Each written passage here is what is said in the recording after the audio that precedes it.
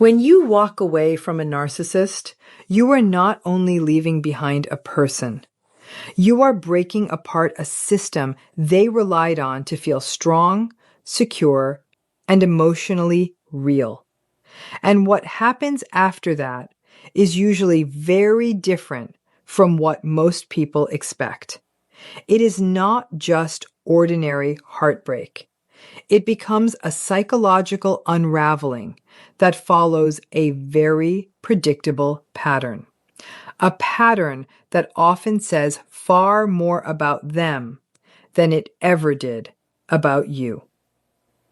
If you are beginning to notice these patterns in your own experience, take a quiet moment and really think about them. Awareness is the first real step toward ending cycles that keep you emotionally trapped. Stay with this, because the next stages are where the deeper reality starts to show itself. The first stage begins the moment you emotionally detach in a way that is solid, clear, and no longer open to negotiation. What may appear calm on the outside for them is often a major internal disruption. This is not heartbreak in the usual sense. It is a shock to their entire system of control. You were never just a partner or emotional connection to them. You became a psychological anchor that reflected back an identity they depended on. And when that reflection disappears, it creates deep confusion inside them. They may look unaffected at first, even distant or cold, but internally there is disorientation because the usual ways they regulate their emotions and sense of self are no longer functioning in the same way. This disruption can feel almost like a blackout inside their emotional world. The predictability they had with you, your reactions, your emotional availability, your role inside the relationship dynamic suddenly disappears. That predictability was not something they openly appreciated, but it was something they quietly depended on. Without it, there is now a space they do not know how to fill immediately. At this point, they are not thinking about loss in the same emotional way you might. Instead, they are trying to understand why their influence is no longer creating the same response. A very important shift is happening underneath everything. They are facing a version of reality where they are no longer in control. And that alone becomes deeply unsettling to their emotional structure. The second stage begins almost immediately after that first disruption, and it is rooted in denial. Not the loud or dramatic kind of denial people usually imagine, but a quieter and more calculated refusal to accept that the connection has truly ended. In their mind, your absence does not yet feel permanent. It simply feels like a temporary interruption, something that can still be fixed, reversed, or controlled again if they make the right move. They begin leaning on old patterns because in the past, distance and conflict were often followed by reconnection. So naturally, they assume this situation will follow the same emotional script. That is why they may act as though nothing major has really changed. They might send a casual text, make a small joke, or quietly reappear in subtle ways that seem harmless on the surface. But those actions are not random at all. They are testing the connection. They are checking to see whether you are still emotionally reachable and whether your attention is still available to them. Internally, they continue holding on to the belief that you are still within their emotional reach. Fully accepting that you are no longer available would force them to face a loss of control, and they are not prepared to confront that reality yet. So instead, they create a version of reality where you are simply distant for the moment, not truly gone. This stage can feel confusing because on the outside, it may even look calm or emotionally mature. But underneath that surface is resistance. They are not actually processing the breakup or separation. They are delaying it emotionally while assuming they can still step back into your life whenever they choose.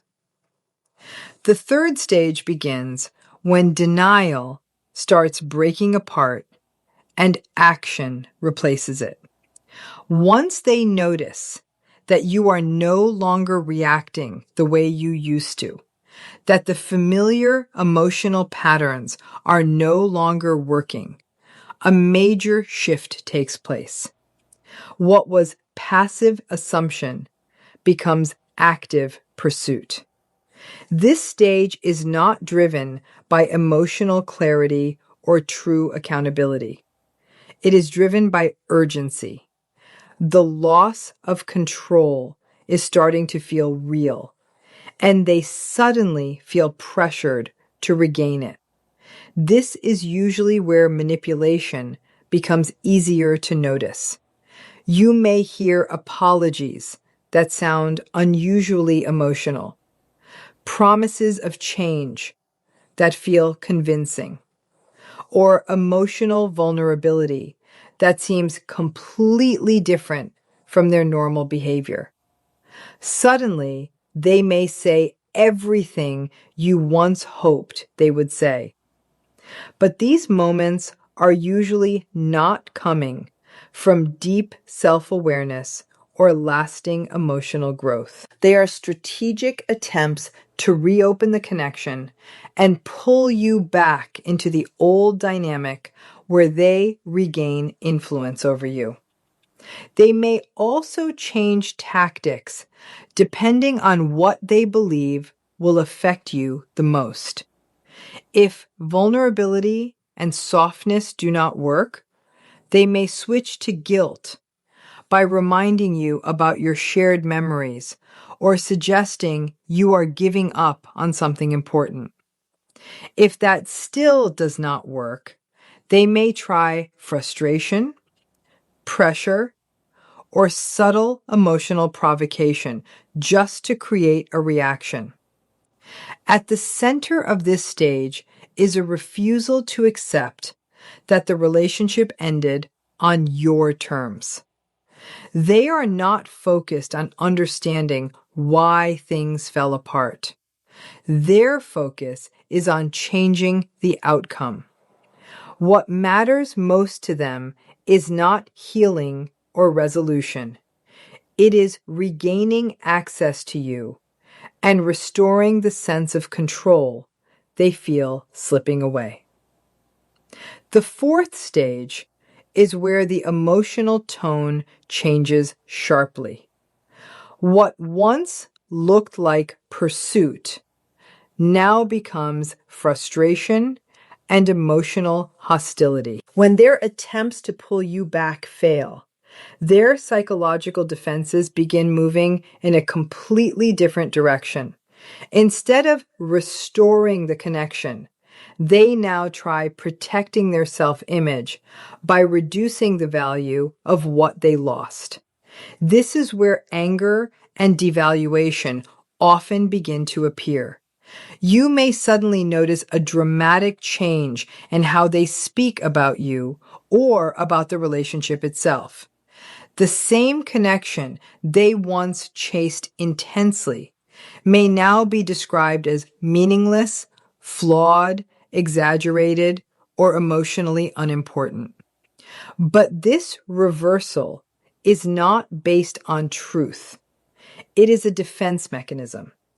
If they can convince themselves that you were never truly valuable, then your absence feels less threatening to their ego and emotional stability. This stage often includes blame shifting. The attention moves away from their behavior and onto your supposed flaws or mistakes. They may reinterpret old situations, focus only on conflict, or reshape memories in ways that allow them to appear misunderstood rather than responsible. The emotional intensity during this stage is not random. It comes from internal discomfort they cannot directly face. There may also be moments of visible irritation, resentment, or hostility, especially if they feel ignored, rejected, or replaced. What they cannot recover through charm, they often try to neutralize through criticism. Creating emotional distance allows them to avoid fully facing the deeper reality of loss. But underneath the anger, there is still emotional instability. The devaluation is not proof that they no longer care. It is a way of managing emotions they do not know how to process honestly.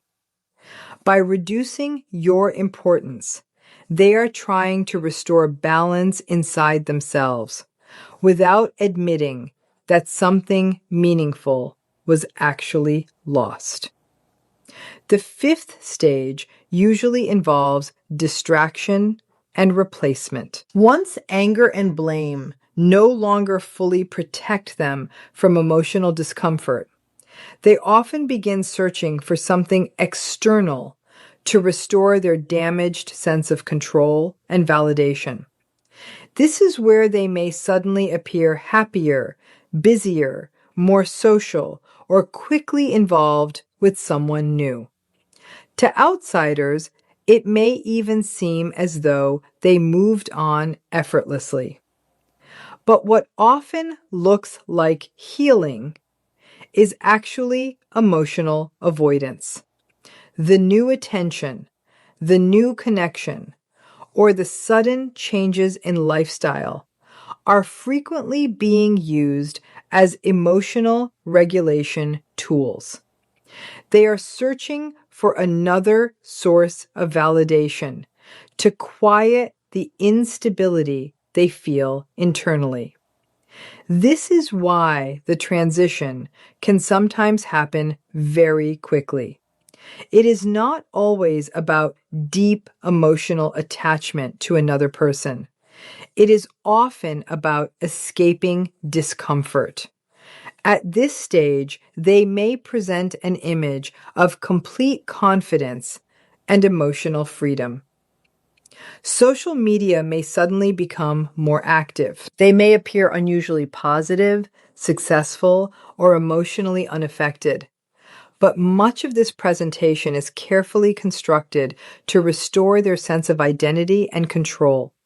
The image becomes more important than the emotional truth underneath it. And despite appearances, the original emotional wound often remains unresolved. External distractions can temporarily reduce discomfort, but they do not create genuine emotional stability.